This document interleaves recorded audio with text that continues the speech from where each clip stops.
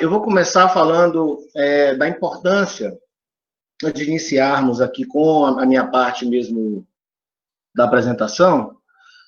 Eu estive nos Estados Unidos em 2013 para fazer um curso de metodologias do ensino de língua inglesa e eu pude perceber, assim, entre tantas coisas, tantos insights que eu tive durante essa minha experiência, que o fato de se iniciar uma aula, qualquer que seja a aula, mas aqui se tratando de língua inglesa, né, ela sempre deve ser iniciada por algo concreto, por uma contextualização, por uma provocação, por algo instigador, né? Então, veja que aqui no Brasil a gente percebe alguns amigos nossos, alguns colegas, né, de trabalho, dizem: mas que coisa interessante começar uma aula dessa forma, né? Ou então provocadora, conduzir também a aula de maneira aprazível. Isso parece coisa do outro mundo. Queria dizer que nos Estados Unidos, pela experiência que eu vi, é uma coisa comum. A aula deve ser dessa forma, ela deve iniciar de maneira contextualizada, de maneira instigadora, de maneira desafiadora, e deve percorrer durante o seu curso também de maneira aprazível, com uma atmosfera, sabe, muito de paz, de calma, né, a aprendizagem tem que realmente estar acontecendo, mas não necessariamente de uma maneira impositiva, mas de uma maneira tranquila, de uma maneira interessante, tá? Então, eu vou trabalhar algumas... eu pensei em trabalhar memes, mas o professor Tiago já conduziu a forma do meme, aprendizagem da gramática por meio de memes de maneira fantástica. Então, eu escolhi aqui algumas modalidades e eu vou começar com jokes, tá? Sim, trabalhar com piadas, né, ou com anedotas, ou também com adivinhações, tá, para instigar, trabalhar a gramática, aguçar o conhecimento do aluno, tá, para que dentro da piada, ou dentro da anedota, ou dentro da adivinhação, o professor possa, a partir daí, de algo concreto, trabalhar a gramática. Então, eu trouxe aqui primeiro com perguntas. Why should you never date an apostrophe? Seria, por que você jamais deveria namorar um apóstrofo? Alguém sabe? Resposta, eles são muito possessivos. O professor pegaria o gancho aqui e já trabalharia a utilização do apóstrofo. Seja no caso possessivo, no caso genitivo, né? Por exemplo, Tiago's classes, ou aquela utilização do apóstrofo que é muito comum nas contrações. O aluno confunde, às vezes ele não sabe se aquele apóstrofo ali é um caso possessivo ou é uma contração. Do verbo to be, por exemplo, it is, it is. Tá? Então, vejam, como não deve começar a partir de algo abstrato. A aula deve partir de algo concreto. Né? Então, essa aqui é uma possibilidade. Outra pergunta. Why did Shakespeare only write in ink? Por que Shakespeare somente usou tinta? Ou seja, caneta a tinta. Por quê? Pausa. Pencils confused him. To be or not to be? Então, os lápis teriam o confundido, por causa daquela famosa citação, ser ou não ser, eis a questão. Veja que a pronúncia do 2, você aproveita para dizer, para apontar essa semelhança, que o 2, ele é homófono, né, da preposição to, né? E a letra B também é homófono do verbo be, né, se eu estar. Outra. 3 intransitive verbs walk into a bar. They sit, they drink, they leave. Então, veja, comece a imaginar essa situação. Os bares estão até fechados e deverão ficar por muito tempo. Qual seria a graça aqui? Qual seria o X da questão? The past, present, and future walked into a bar. It was tense. Então, veja, tense significa tempo verbal, né? E também significa tenso, certo? Então, o professor poderia, a partir daqui, fazer um link para fazer essas distinções dos tempos verbais e também do duplo sentido da palavra tense. Muito bem.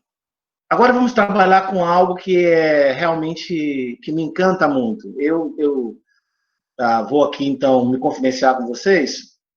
Vou abrir aqui, contar um pouquinho da minha história. Eu comecei a estudar inglês na década de 80, tá? Inclusive com o saudoso professor Temístico Vieira, que nos deixou, infelizmente, aproximadamente um mês. Meu amigo há mais de 20 anos, né? E nós começamos a estudar com músicas. Olha só que fantástico. Olha como a música pode realmente fazer a diferença na vida, né, no processo de aprendizagem, de aquisição da língua inglesa dos alunos. Né? Eu lembro que na época, claro, não existia internet, nós gravávamos na fita cassete, né, não tínhamos muitos recursos, e era o recurso que tínhamos. E aí nós, então, ouvíamos a letra, a música, tentávamos copiar a letra, volta aí, o que é que ele disse? Depois a gente ia tentar traduzir. Então, veja como hoje os alunos têm muitos recursos, tem o YouTube, que é uma enciclopédia virtual, uma enciclopédia de música e vídeo, tem aplicativos aí aos milhares, né, cursos, e os alunos, então, não aproveitam essa facilidade. Então, a gente vem aqui mostrar que é possível, certo? Então, those who love music will enjoy learning grammar with songs. Aqueles que adoram, que amam a música, apreciarão aprender a gramática por meio de canções, tá? Então, aqui eu trago um aplicativo chamado... Eu acho que eu tenho aqui um videozinho. Eu tenho um videozinho chamado, deixa eu ver, Learn. Só um segundo. Eu devo ter um vídeo, onde está? Vou passar aqui, o vídeo fica melhor. Lyrics Training, tá? O nome do aplicativo.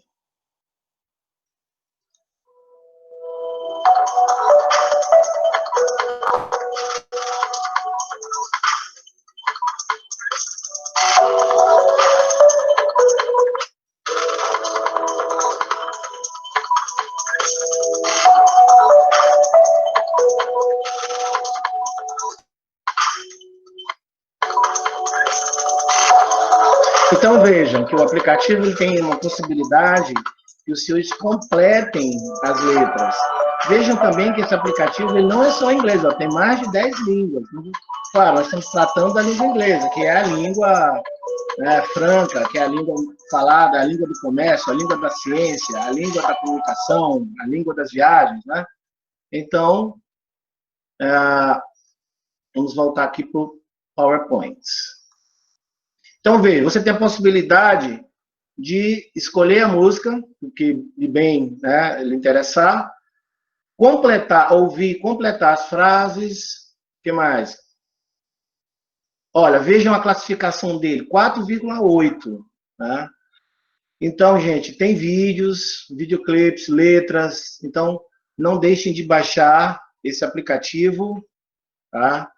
Fica aí a dica, eu vou deixar aqui no final, lá no chat, o link, tá, da Play Store para vocês. Muito bem.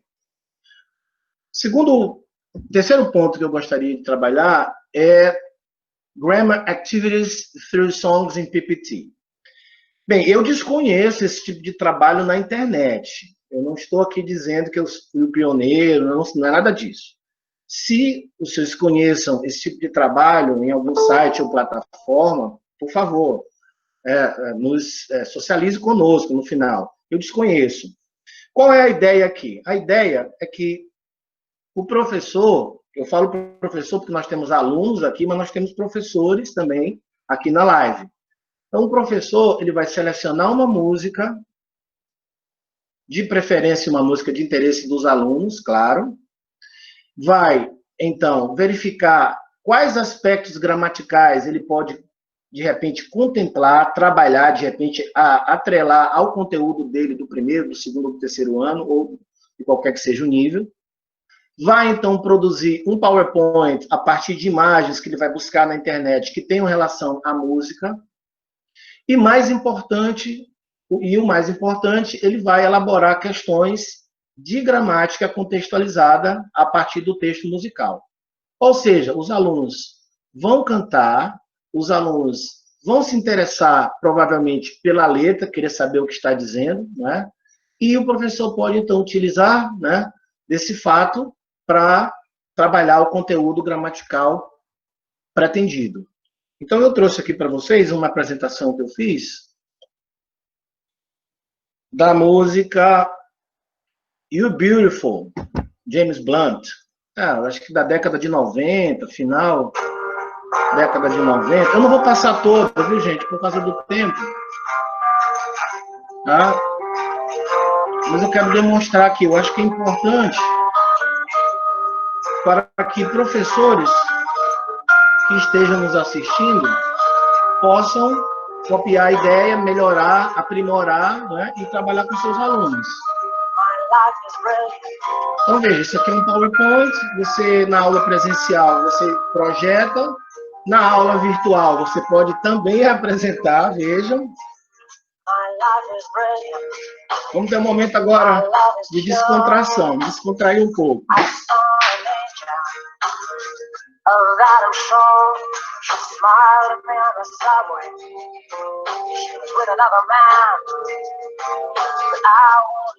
Eu fui muito sortudo em ter encontrado imagens que contemplavam o meu objetivo.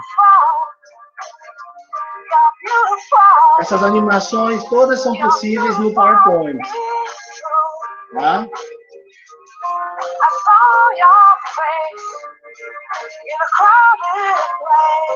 Vamos até o refrão, aí eu passo as questões.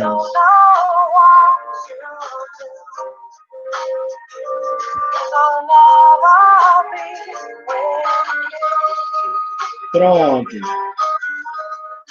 Eu vou avançar, gente, infelizmente. Eu vou avançar até as questões, tá? Veja que eu fui muito feliz, realmente, em encontrar, tá? Então, eu vou ter que sair aqui da apresentação para mostrar as questões. Muito bem. Então, vejam. Primeira questão. According to the grammar, what is not right in the statement? But I won't lose no sleep on that. Line 8. Essa aqui é uma típica questão, até do Enem, viu, gente? Até do Enem. Quem for optar por inglês, geralmente eles fazem eles criam uma pergunta da gramática a partir do texto apresentado e eles dizem geralmente a linha onde você pode encontrar o fragmento, ou seja, o aluno tem que voltar ao texto, tá, e ler com mais atenção para poder responder. Tá? Aqui a resposta ela seria: two negative terms cannot be used in the same sentence. Ou seja, dois termos negativos não podem ser utilizados na mesma oração. Não é como falamos em português. Em português eu posso dizer: não havia ninguém na festa. Veja que eu usei dois termos negativos. Eu falei não havia e ninguém. Veja que eu tenho duas negações. Em inglês não é assim. Em inglês, segundo a gramática, ou eu digo havia, ou eu digo não havia alguém na festa, ou eu digo havia ninguém na festa. Tem uma particularidade. Então, o professor ele aproveita para falar, então, para tratar dessa especificidade. Uma outra pergunta sobre gramática envolvendo o modal must. Né? There must be an angel with a smile on her face. Line 33. What does the underlined term indicate? Então, aí o professor, que já deve ter trabalhado verbos modais, ou ainda está vendo com os alunos, ele pode fazer um fechamento aqui, e o aluno, ele pode voltar ao texto. Aqui eu coloquei um link, eu não vou clicar aqui, ó, mas logo abaixo tem essa parte que eu queria mostrar para os senhores. Aqui eu tenho questões de vestibular e questão de interpretação. Não é o nosso foco de hoje, mas o professor deve e pode elaborar questões não só de gramática contextualizada, a partir do texto musical, mas também, né, de vocabulário e de interpretação, como tem aqui, né? A terceira é sobre vocabulário, uma especificidade da palavra subway, ela pode ser conhecida como metro, como underground, como subtrain, como tube, e tudo mais. E tem a outra de interpretação. Muito bem. Então, eu vou seguir na apresentação. Com relação à aprendizagem de inglês por meio de séries, que é uma coisa agora assim, que realmente está bombando, os alunos assistem muito às séries, e a gente já vai logo recomendando que os alunos assistam primeiro, digamos assim, com a legenda em português, mas sempre o áudio em inglês, e assistam uma segunda vez sem legenda. Tá? Essa é a minha dica, resumidamente falando. Provavelmente, né, professor Tiago, nós produziremos alguma coisa nesse sentido mais para frente, talvez uma segunda ou terceira edição do English Talks, tá? Mas, resumidamente, a gente sugere que o aluno assista aquele episódio a primeira vez, áudio em inglês, legenda em português, para ele entender melhor. E uma segunda vez sem legenda, tá? Somente com áudio em inglês. Então, tem aqui a dica desse canal do YouTube, chamado Learn English with TV Series. Eles gostam muito de trabalhar com o seriado Friends, tá? E eu trouxe aqui, ele tem um episódio, pena, eu fiquei, assim, triste, porque ele só explorou só prepositions, porque o alvo dele, o foco dele não é gramática, tá? É desenvolver outras habilidades, vocabulário, né? Então, eu trouxe aqui para os senhores assistirem bem rapidamente, eu estou controlando meu tempo, tenho ainda, só tenho 4 minutos, porque nós vamos para as questões. Probleminha técnica aqui, só um minuto.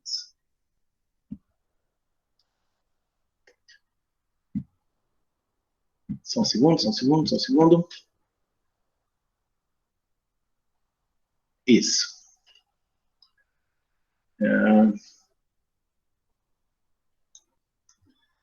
Muito bem. Então, aprendendo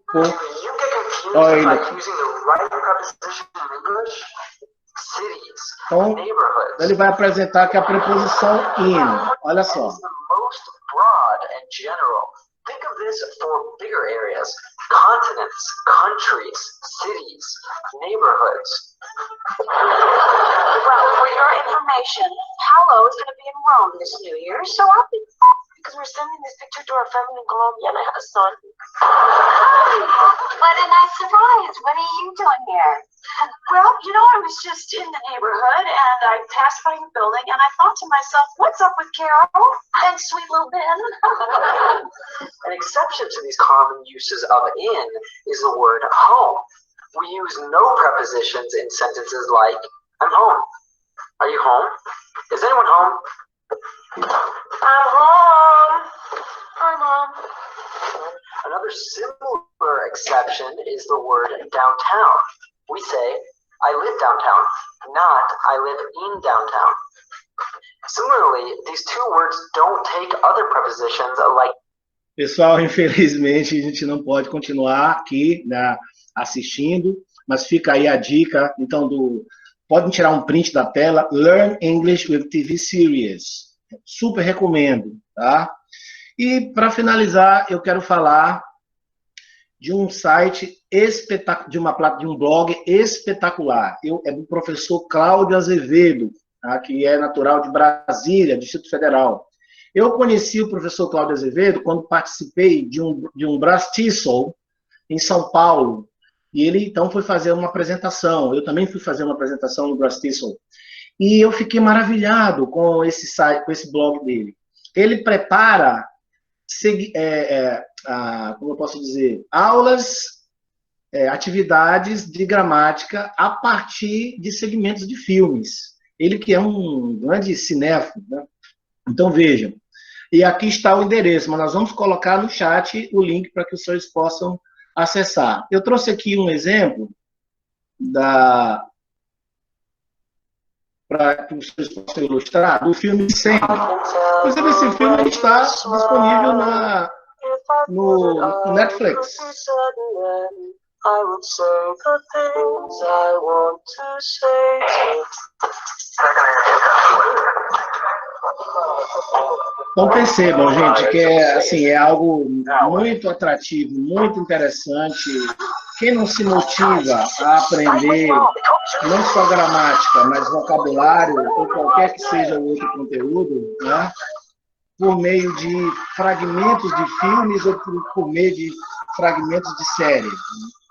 Então é uma coisa realmente muito interessante.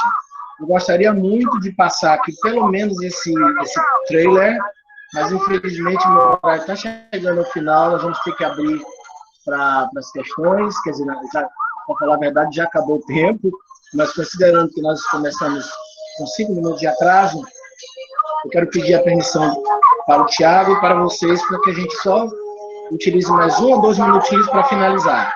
Tá?